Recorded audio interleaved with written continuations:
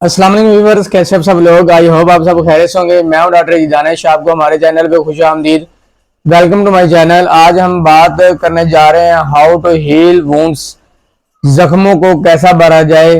अब आप बेहतर जानते हैं कि जख्म किस तरह के होते हैं और किस किस्म के जख्म होते हैं। इसके लिए हमें जानने की जरूरत पड़ती है कि ये जख्म किस वजह से हुए हैं। जख्म के कई एक अकसाम है कि जख्म किस तरह के होते हैं और ये जख्म को हल कैसे किया जाए। इसके लिए लोग तरह तरह के हर्बे इस्तेमाल करते हैं, डॉक्टरों के पास जाते हैं, हैवी किस्म के एंटीबायोटिक इंजेक्शन लगवाते हैं और इस तरीके से फिर एंटीबायोटिक हैवी किस्म की लेते हैं, जिसकी वजह से उनका मैदा डिस्टर्ब हो जाता है। मैदा डिस्टर्ब होने के साथ साथ उनके जिस्म में, यानी कि हम समझते हैं कि जब डेफिनेटली मैदा डिस्टर्ब होगा, स्टमक डिस्टर्ब होगा, तो इसी की वजह से जिस्म में और सारे बहुत सारी तब्दीलियां हो सकती है। बाद पेशेंट को कॉन्स्टिपेशन हो जाती है, बाद पेशेंट को जो है वो घबराहट होना शुरू हो जाती है। तो ये सारी की सारी वजूहात बन जाती हैं हैवी किस्म के एंटीबायोटिक्स लेने से। आज हम जानने की कोशिश करेंगे कि बेस्ट होम्योपैथिक मेडिसिन कौन सी है, जिसके जरिए से हम जो जख्म है उनको किस तरह से हम उनको हल कर सकते हैं, जख्मों को कैसे खत्म कर सकते हैं।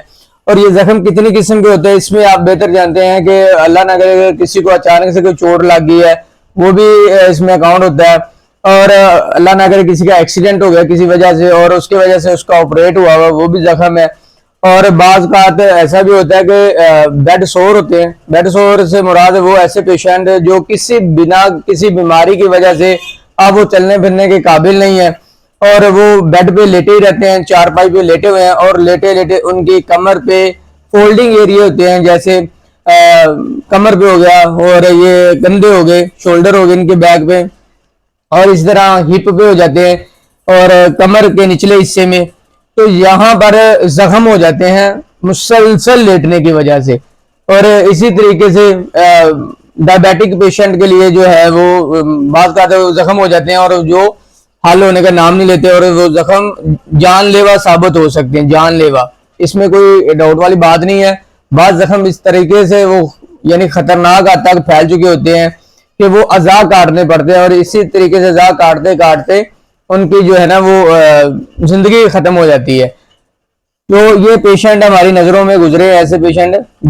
अच्छा, फिर ये डायबिटिक पेशेंट होते हैं, उनके जख्म इस हद तक फैल चुके होते हैं, अज़ा काटने पड़ते हैं। इसमें मैंने बहुत सारे केसेस देखे हैं। तो यानी कि ये इस हद तक खतरनाक होती हैं और लोग परेशान होते हैं उनमें हैवी किस्म के एंटीबायोटिक्स खा कर। और उनको अब ये नहीं पता कि होम्योपैथी के अंदर इस किस्म के जो बेड सोर होते हैं, इस तरह के जोखम होते हैं, जिसकी वजह से अल्लाह ना करे किसी का ऑपरेट हुआ है और उनको राड डले हुए हैं और उन राड वाली जगह पे मुसलसल जो है वो क्या होता है, पी बैरी होती है, जख्म हाल नहीं हो रहे होते और जख्मों की वजह से वो बड़े परेशान होते हैं। साल साल से वो ट्रीटमेंट करवा रहे हैं लेकिन वो मसला हल नहीं होता। आज मैं आपको बताऊंगा होम्योपैथी की बेस्ट मेडिसिन, जो कि आपके लिए अमेजिंग होगी, आपके लिए एक हैरत अंगेज मेडिसिन होगी। क्योंकि इससे पहले आपने शायद ना सुना हो कि होम्योपैथी के अंदर इतनी जबरदस्त जख्मों को हल करने के लिए मेडिसिन अवेलेबल है। और ये आप इस्तेमाल कैसे कर सकते हैं, इसको आप as a bandage, as a पट्टी के तौर पर भी इस्तेमाल कर सकते हैं और इसको आपने पीना भी है। जो मेडिसिन मैं आपको बताऊंगा इसकी मैं आपको पिक्चर भी लगा दूंगा। और ये मेडिसिन आपने एज ए बैंडेज पट्टी भी करनी है और इसके साथ आपने पानी में डालकर इसको आपने इस्तेमाल भी करना है। अगर पीप पड़ी हुई है तो उसके लिए भी आपको इंशाल्लाह ये बहुत जल्द रिलीफ देगी, पीप इंटरनली खत्म कर देगी।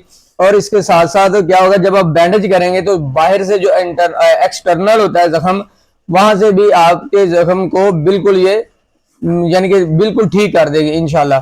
जो लोग पायोडीन इस्तेमाल करते हैं या इस तरह के और सोल्यूशन इस्तेमाल करते हैं, तो इंशाल्लाह अल्लाह के फजलो करम से ये मेडिसिन आपको हैरत अंगेज के तौर पर आपकी अकल दंग रह जाएगी। इतनी जबरदस्त मेडिसिन ये होम्योपैथी के अंदर अवेलेबल है। मेडिसिन की तरफ चलते हैं। मेडिसिन मेरे पास आपके मैं दिखा देता हूँ, जो मैं पर्सनल अपने मरीजों को इस्तेमाल करवाता हूँ। उसमें है मेरे पास आर्निका। आर्निका आपने मदर टिंचर में लेनी है और इसको आपने अगर जख्म बढ़ा है और जख्म किसी वजह से यानी कि वो हल नहीं हो रहा, तो इसको आपने डायरेक्ट पट्टी के ऊपर लगाकर, जैसे बैंडेज करते हैं पट्टी करते हैं, उसको पट्टी करनी है और 10-10 कतरे आपने इस्तेमाल करने हैं सुबह दोपहर शाम। इसी के साथ साथ आपने एक मेडिसिन का नाम है कैलेंडोला। कैलेंडोला भी आपने लेनी है मदर टिंचर में, और वो भी आपने 10-10 कतरे पानी में डालकर आपने इस्तेमाल करनी है। इंशाल्लाह पीप वाले जो रेशे वाले जख्म है, जिनका रेशा खत्म नहीं हो रहा, इंटरनल भी यानी अंदरूनी तौर पर भी रेशा खत्म नहीं हो रहा या एक्सटर्नल, तो ये आप कैलेंडोला जो है ये आपके जख्म के जो पीप है उसको मुकम्मल तौर पर खत्म कर देगी।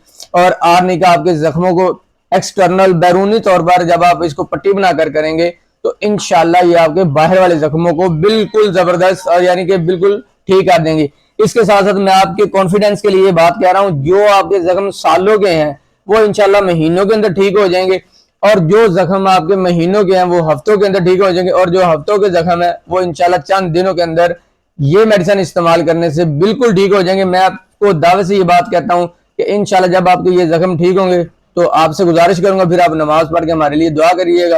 और हमारे लास्ट में आपसे करूंगा गुजारिश कि अगर आपको हमारी वीडियो पसंद आई हो, इसको लाइक करें, शेयर करें अपने दोस्तों में, और लास्ट में आपसे गुजारिश है कि हमारे चैनल को सब्सक्राइब कर लें ताकि हमारी हर नई आने वाली वीडियो आप तक सबसे पहले पहुंच सके। खुश रहें, खुशियां बांटिए। अल्लाह हाफिज।